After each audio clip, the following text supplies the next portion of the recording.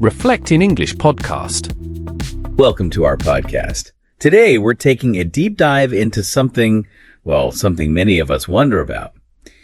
How do some people stay so sharp, focused, and just full of energy all day long without feeling totally drained? We're talking about those really effective learners. Yeah. The ones who seem to get so much done, almost make it look easy. It's a fantastic question. And what we've seen, what's really fascinating with these top performers is that it's not simply about having more physical energy than everyone else, our basic body strength. It's actually quite similar across the board. What truly sets them apart, I think, is how smartly they manage themselves and their precious time. Okay, right. Let's unpack this then. We found that these incredible learners, they often divide their day into three main parts, almost like a secret plan for staying on top of things. Yeah, a kind of rhythm. Exactly. And it seems to be all about having a regular routine and paying close attention to what seem like small details. But these details actually make a huge difference. Part 1, the morning magic, starting strong. So let's jump right into the morning. What do these super effective learners do? Like as soon as they wake up? From what we've gathered, it kind of boils down to three important actions: getting out of bed the right way, truly waking up your mind and body, and then jumping straight into focused work. Okay, and a really crucial point here is the importance of sleep. It sounds obvious, maybe. Maybe, but how important? Well, the clearest message seems to be avoid staying up late as much as you possibly can. For most people, it's simple. If you go to bed late, you're almost certainly going to wake up late. And that just throws off your whole day. It's really about building a consistent sleep schedule. Right. So it's not about forcing yourself up early if you went to bed at 2 a.m. Exactly. Think of it like this. Your brain needs that deep, steady rest. It needs it to reset and get ready for, the next day's challenges. When you consistently cut sleep short, it's like asking your phone to run on 10% battery all day. It just won't perform its best. Okay, yeah, that makes sense. And here's where it gets really interesting. We heard from one learner who went from being way outside the top 1,000 in their high school to becoming the second best in their whole province. And guess what? What? They never, ever stayed up late studying. Really? No all-nighters? None. They actually said that pulling all-nighters is often a sign of being disorganized, or sometimes maybe even a bit lazy. Wow. Unless, you're in a really special situation, like a grad student deep into research, or someone whose job forces them to work late. That really challenges that common idea, doesn't it? That superachiever means constant burning the midnight oil. Totally. Yeah. It suggests that real effort and success come from being disciplined and well-rested, not just from being exhausted all the time. That's a big shift in thinking for a lot of people, I bet. And look, while a single night of poor sleep or, a slight change in your bedtime won't completely wreck your day, consistently staying up late, that will definitely affect your thinking and your energy levels. The goal is long-term consistency, not these short bursts of working way too hard and then crashing. It's about protecting your mental clarity for the long haul. Okay, consistency. Got it. Yeah. So next, how do they really wake up their brains once they up at a reasonable time? It's surprisingly simple, actually. Sunshine. Just shine. Yep. Stepping outside for even just, say, 5 to 10 minutes. Feeling that natural light helps your brain clear out the sleepiness, the fogginess, and feel refreshed. It's like gently turning on the lights in your mind. This light sends a really important signal to your body. Okay, it's time to be awake and alert now. Okay, so get some sun. What else?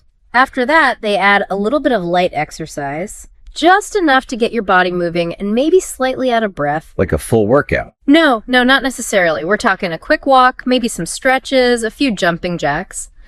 The idea is just to gently bring your body and mind fully online, not to drain your energy before the day has even properly begun. Right, because if you push too hard first thing, you might find yourself tired before lunch. Exactly. Save the heavy stuff for later. Okay, and building on that, something you mentioned earlier about focus. Avoiding distractions first thing. Oh, this is truly vital. Don't pick up your phone to scroll through social media or watch those short videos. Please don't. Guilty as charged sometimes. We all are. But those little bits of information, even if they seem harmless, they can make your mind feel messy. fragmented. They can actually spoil your focus for the whole rest of the day. How so? Imagine trying to paint a beautiful picture, right? But someone keeps flicking little bits of random paint onto your canvas before you even start. Ah, okay. It messes things up. Exactly. Your brain gets pulled in 100 different directions before it even begins to tackle the important stuff. It creates something called attention residue, where your mind is still partly thinking about that quick video or that notification you just saw. Attention residue. I like that.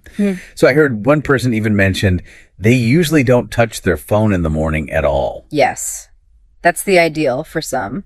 Instead, they jump straight into important organized work, stuff that needs deep thinking. And they try to keep that deep focus going for as long as they possibly can.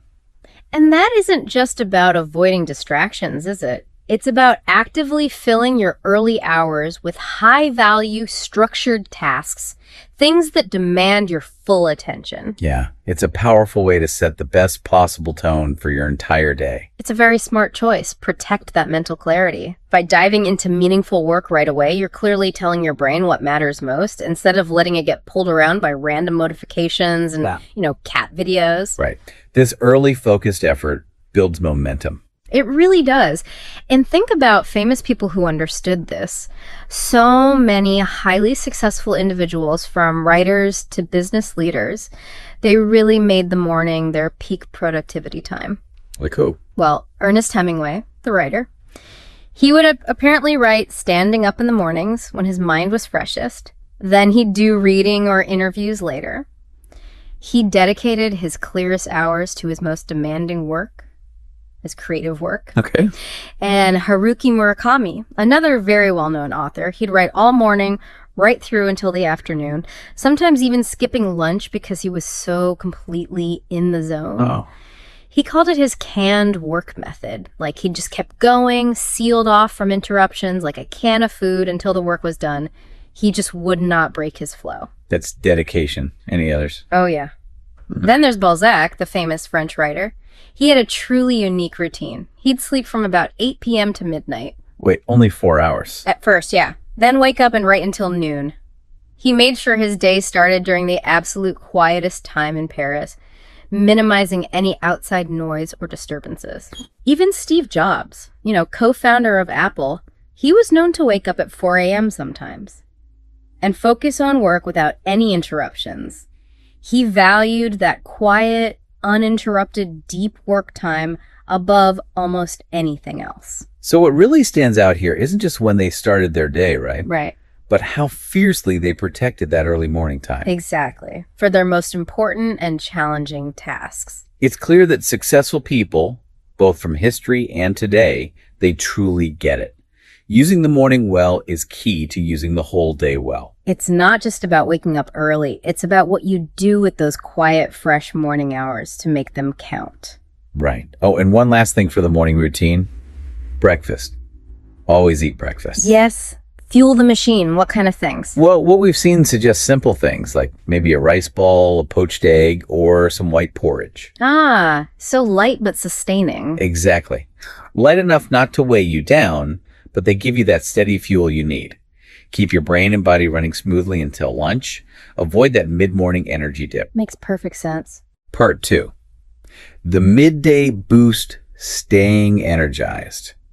Okay, so you've had a really strong start to your day thanks to that morning magic. Now, how do these top learners keep that energy and focus going through the afternoon slump? Ah, yes, the dreaded afternoon slump. Well, there are 3 more things they seem to pay close attention to. Eating smart for lunch, taking a helpful short nap, and getting their body moving again. Okay, let's start with lunch. Eating smart. What does that mean? The advice is pretty clear. Try to avoid foods that quickly spike your sugar levels. So things like too many simple carbs, sugary drinks, white bread, that kind of thing, or very oily and salty foods. Why is that? Well, those kinds of foods, and also eating too fast or just too much, can often lead to a quick energy boost followed by a sudden crash. Makes you feel drowsy right when you need to be focused. Okay, so what should we eat? We've seen things like chicken and vegetables suggested as great choices for lunch. They provide more sustained energy without that heavy, sleepy feeling. They give your body what it needs, but more slowly and steadily. This makes so much sense, right? I mean, who hasn't felt that sleepy, heavy feeling after a big, rich lunch? Exactly. It's that common food coma that hits just when you need to be productive again. Totally. Okay, so eat smart, then the nap. You mentioned a short nap. Yes, a short nap. What we've learned suggests that just 20 to maybe 40 minutes can make you feel completely refreshed. 20 to 40 minutes, not longer. Generally, no. It seems that's just enough time for your brain to recharge without falling to that really deep sleep, the kind that leaves you feeling groggy and even more tired when you wake up. It's like a true mental reset button. A power nap. But is napping always possible? I mean, for everyone in their day. That's a fair point. It depends on your situation, of course. We heard about people taking quick naps in their car, maybe during breaks from lectures, or even just resting their head on the desk at school or work for a bit. Right, finding little pockets of time. Exactly. There's even a story about a school where students were actually required to lie down for an hour at lunchtime. No talking, no studying. Wow, really? Required. Yeah. It really shows how seriously some places value that midday rest for keeping energy and focus high. It might seem unusual to us now, but it's all about prioritizing mental clarity and sustainable energy. Finding a way, even if it's just for a few minutes, to get that mental reset.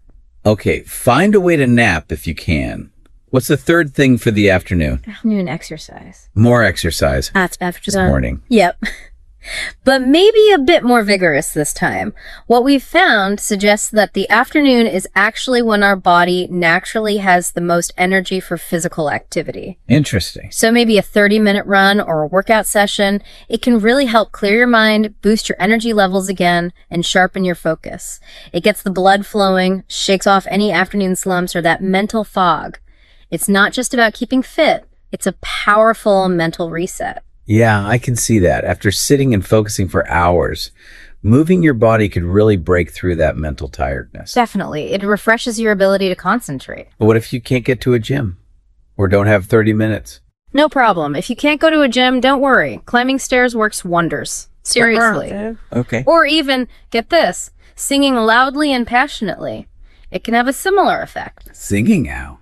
by boosting your heart rate and releasing energy. The main point is just to get your body moving and elevate your heart rate a bit. Enough to feel alive again. Huh. Okay, maybe I'll try singing next time I feel sleepy. Why not? One learner we heard about even had a pull-up bar on their dorm room door, and they just do some pull-ups in the afternoon to reset their state. It's about finding what works for you to get that physical release and mental refresh. Cool. So smart lunch, short nap, get moving. That's the afternoon plan. Part 3, the evening wind down and review, finishing strong. All right, so the day is winding down into the evening. After all that hard work, it's pretty easy to feel a little tired, maybe relaxed. For sure, your main energy bursts might be gone. But these top learners, they seem to have a clear plan for the evening too, not just collapsing on the sofa. That's right. They tend to focus on 3 important things. Quiet reflection, working in short focus blocks, and then taking time to sum up their day. Okay, quiet reflection.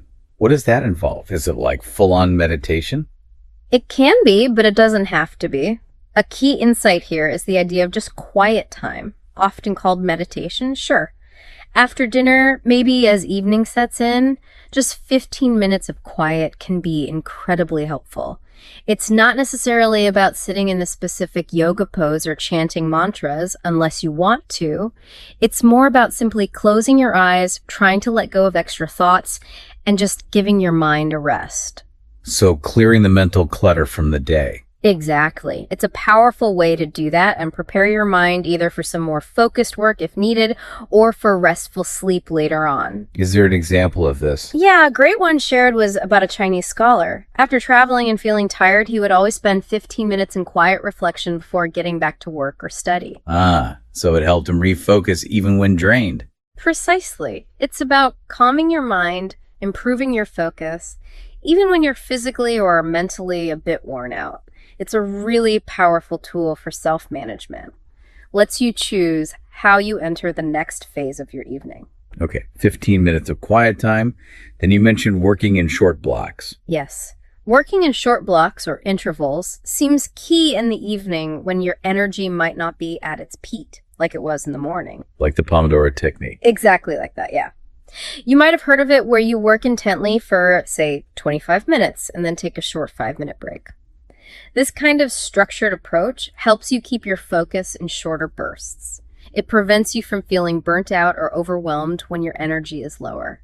It's about being smart with your remaining reserves. But what about tasks that need longer focus? Like writing something long? That's a really important point. What we've also learned is not to follow this technique or any technique too strictly. Some really important tasks like writing a long article or maybe solving a complex problem, they might actually need 2 or 3 hours without a break to keep your thoughts clear and connected, Right. You don't want to break your flow unnecessarily. Exactly. You have to be flexible. You need to understand when a task truly demands continuous focus versus when those short breaks are actually beneficial. The key is finding a rhythm that suits both the task and your energy levels at that specific moment in the evening. Okay, flexibility is key. And the last part for the evening, summing up the day. Yes. This addresses a crucial question. How do you make sure you actually remember what you learned or achieved during the day? Good question. How? The final part of the evening is all about summarizing your day. Just taking a few moments. You could quickly write it down in a diary, maybe draw a simple chart, or even just mentally review. Just a few sentences about what you did, what you learned, maybe how it went. Why does that help? This quick review helps to really cement the day's learning and progress in your mind. It reinforces the important stuff. It's a really powerful way to make your knowledge stick and feel a sense of accomplishment. Does it need to be detailed? No, keep it simple. It doesn't need to be a long, detailed essay. Just a quick check-in with yourself that really helps. And when should you do this?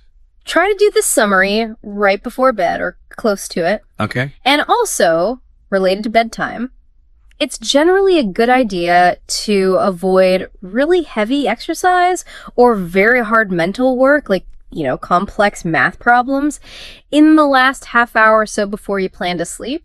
Why is that? To calm down. Exactly.